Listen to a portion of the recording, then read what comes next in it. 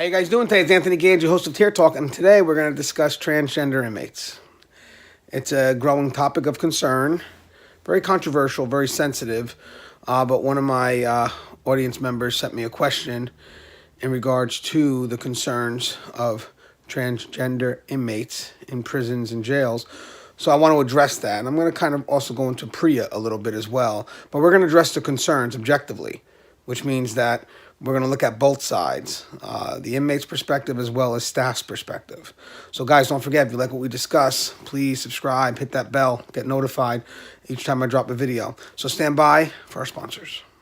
I wanted to attend a university that had an intelligence program. I wanted to look at problems different. I wanted to increase my critical thinking abilities. AMU offered those avenues to expand. Obtaining your degree as an adult, you're actually paying yourself and investing in yourself. You can't put a dollar on it, it's priceless. It's something that can never be taken away from you. American Military University. Learn from the leader.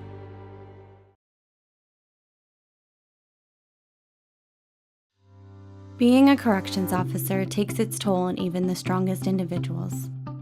The constant need to perform at the highest level, putting your life at risk in a hostile environment, and the mental scarring of traumatic experiences.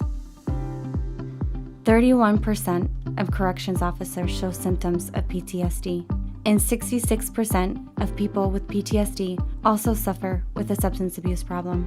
The Transformations First Responders program is specially designed to help veterans and officers heal from the grips of addiction and PTSD in a comfortable, supportive, and serene setting. You are not alone.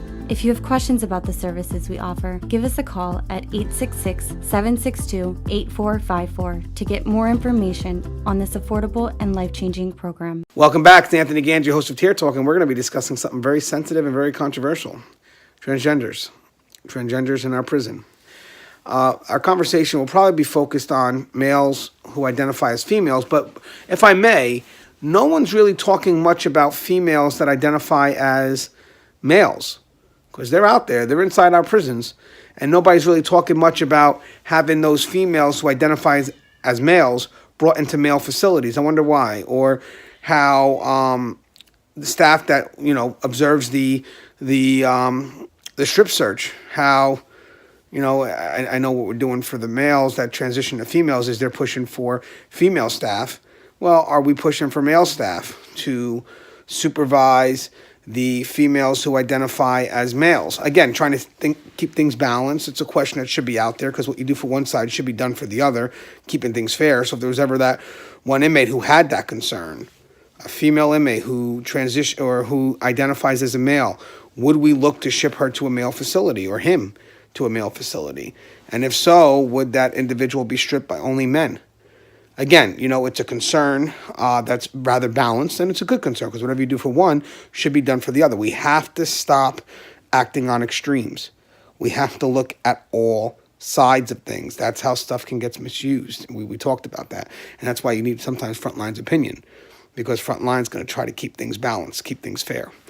So what's good about what's happening now is basically we have a conversation that we have to have, right? We can't sweep this under the rug because people have to do their job. And the more information we give them, the better they can do it.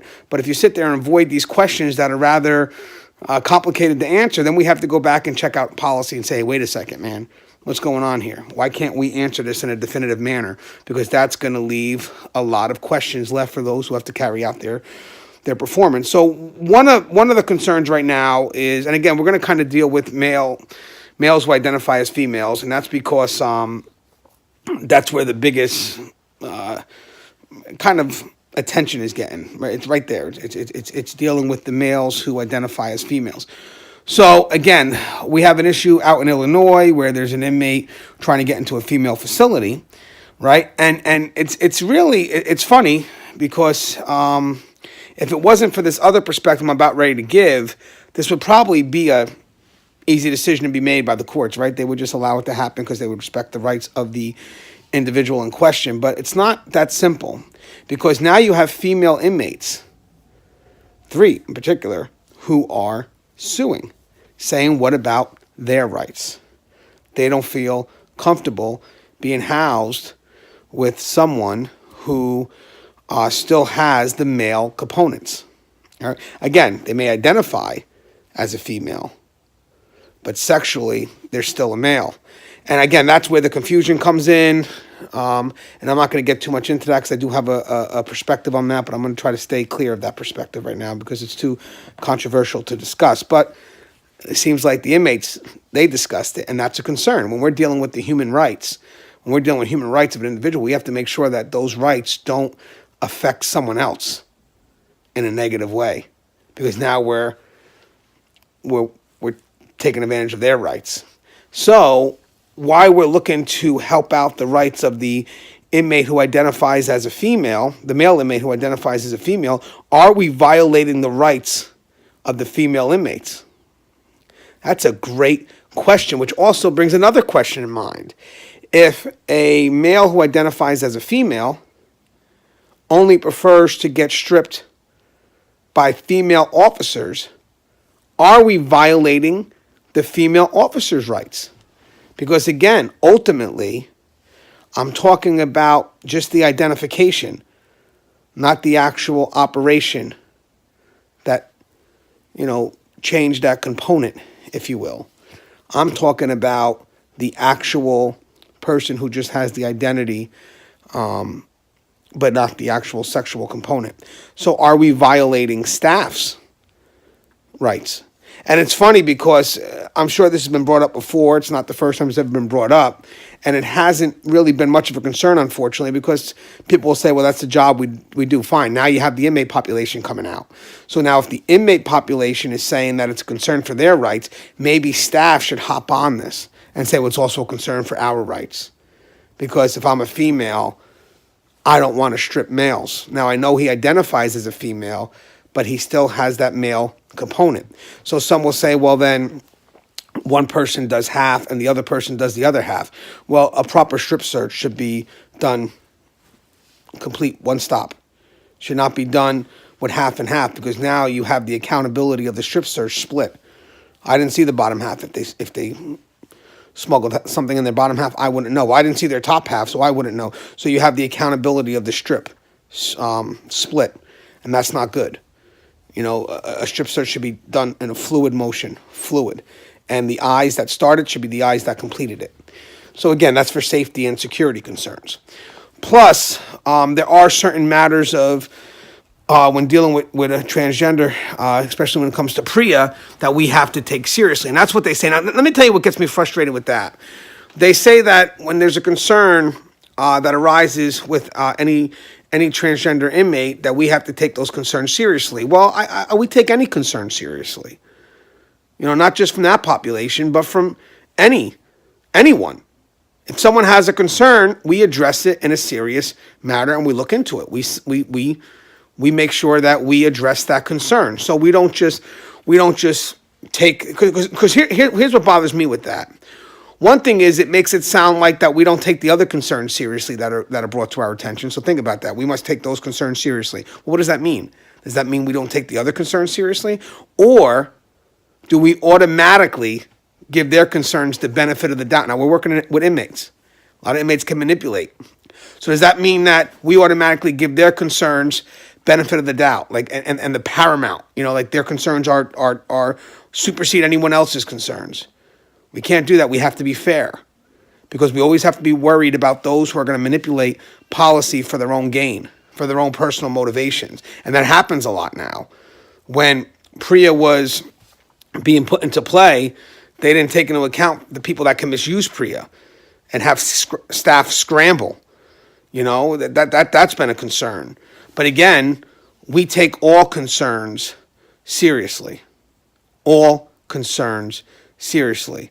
And I do agree that if you do have inmates that do identify with the opposite sex, could they present a more vulnerable population? Yes. But there have been inmates who have also been raped that are not transgender. It happens. And we as staff, we act accordingly. We do what must be done to protect that victim. But having said that, one concern supersedes the other, it's not the case, and for one concern to be taken more serious than the other, that's definitely not the case. Any concern brought to staff, we're professionals and we address it accordingly. Also, when it comes to us protecting the inmates who, again, we're going to focus more on males who identify as females. When it comes to us protecting the transgender inmates, the males that identify as females, that become very hard too, because we've tried routes that can eliminate the manipulation of the policy, and we tried that, and we were getting shut down. Like, one is, is for their own safety, house them together. But then there's the violation of HIPAA, because by housing them together, you're also putting a label on them. So that violates HIPAA. But then again, that there's an emergent need in some cases for safety and security, and that emergent need to keep that individual safe, we need to go back and see, does this really violate HIPAA? And if it does, is there a reason? Because nothing's ever really set in stone. And if you see an attempt to protect that vulnerable population and you go to automatically shut it down because there's a violation of HIPAA in play, let's go back and look at HIPAA first. Let's go back and see, maybe there's just a conflict there. Maybe there's an emergency situation where it can be had, where you can make that decision, because ultimately you're talking about someone's safety and security. And obviously, if I was thinking about it, well, at that point, HIPAA doesn't have their best interests in mind. But I could be wrong. Again, it's just an opinion. But it's gotten to that point where it's hard. We want to protect them, but we're having trouble as to where to house them. Because most, as I said, right now, they're pushing to go into female facilities. Now we have to worry about the rights of the female inmates who house there. And that's a great concern. That's a growing concern. So again, I know that HIPAA says we can't put them all together because it labels them, and that's an issue. But is there any way we can go back and see if that truly is a violation? Because ultimately we're looking to protect the both populations now. We're looking to protect the transgender population as well as the female inmates who could be vulnerable. Female inmates can be seen as a vulnerable population as well. And it's sad. I don't write this. It's just, what is out there. Also, on another note, the availability for us to have the information we need so we can do our job. Sometimes there's a conflict between the diagnosis of someone who suffers. I mean, again, it is a diagnosis. I'm not going to say this order, but gender identity, and for that information to get to the proper hands so we can protect that individual. Is there a problem with that communication that's happening where we don't know that the inmate suffers from gender identity? Maybe the inmate tells someone from mental health, but mental health doesn't want to go back and tell administrative staff or classification so we can handle it accordingly. So when this was put in play, there should be some guidelines, and I believe Prea does have some guidelines that talk about emergent situations where we got to kind of work with HIPAA. We have to. So again, these are just a general conversation, just something that's ongoing. Just, I think, very interesting topic to have. But definitely some concerns that we need to look at and address. We need to do that to better policy. And we also have to discuss how Prea has been manipulated by inmates who look to get a personal gain out of it. And that's another concern. If we have an inmate that may utilize Prea or utilize being, pretend that they're a transgender, right, because that happens, and manipulate their way into a female facility, we dropped the ball. We dropped the ball. So we need to act in accordance to rights of all aspects. Human rights of all aspects. Go a complete circle. Anyone that's affected, let's look at their rights as well. So it's not just the rights of the transgender inmates, also the rights of the people that are going to be affected by what we implement. And we have to look at universal precaution. Who's going to misuse whatever we put in play? And if that's the case, how do we protect that? How do we stop that? So again, we may have to go into some, like again, with HIPAA. Can you work with us on this? Can we do something? Because in the meantime, what about if this person isn't telling the truth and they get themselves into a female facility and they start, for lack of a better word, raping those female inmates? Who's going to be held responsible for making that decision? As always, the show is Tear Talk. Great question asked. Something worth discussing. Love you guys. Stay safe.